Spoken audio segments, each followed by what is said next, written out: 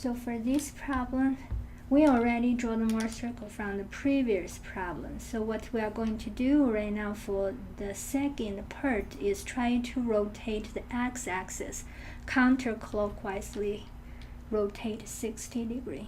So which means this is our original coordinate system. Right now we are going to rotate counterclockwise to the new coordinate system x prime 60 degrees.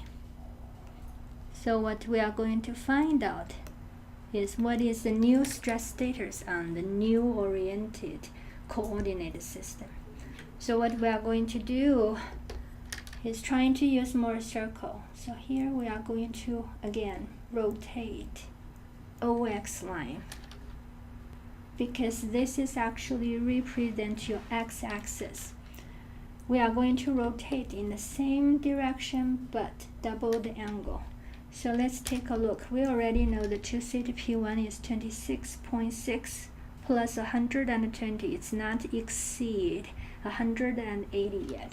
So which means when we try to rotate 120 degree, we are going to go to the new point. It's called x prime here. So what we are going to do right now is try to find out what is the point on the sigma tau coordinate system. So what we are going to do, again, we are going to build a triangle and based on the new x-axis. If we find the height of this red triangle, we will be able to find out the new shear stress on the new stress element. And if we can find out what is the x prime point to the origin, that's actually going to be our sigma x prime. So what we are going to do is try to use triangle to figure that out. The best way is try to find out what's this angle. So you can see the tau x prime y prime is actually going to be the radius times the sine alpha. So which means we need to use geometry to find out the alpha first.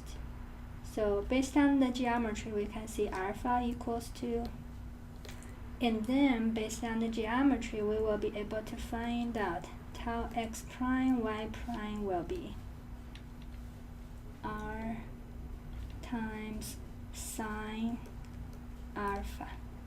However, we need to be very careful because right now our coordinate system for tau is going down will be positive. Where is our x prime point right now? It's actually in the negative tau direction. So make sure you add a negative sign whenever you calculate tau. And then we need to find out sigma x prime. So what we are going to do, again, build on the geometry. So this is the length, the base of the red triangle, and it's equals to the r times cosine alpha. And you can see if we try to take off the location of the center of the Mohr circle, we will be able to find the sigma x prime. So which means we will be able to start to draw the stresses on the stress element right now. First of all, try to draw the stress element on the new oriented coordinate system. And then based on the value we obtained right now is we already know the sigma x is going to be negative, which means on the x prime face it will be compression. And then the shear stress on the x prime face is going to be negative 4794. So which means on the positive face we are going to go to the negative direction. After you find this shear stress, we can use head by head, tail by tail.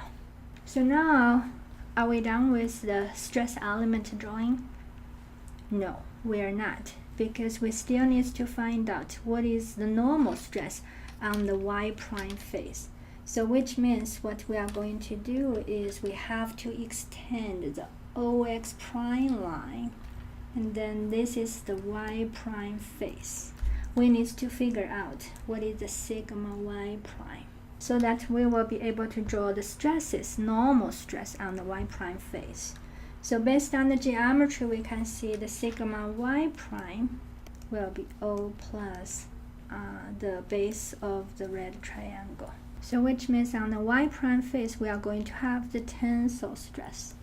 So now the new stresses was done.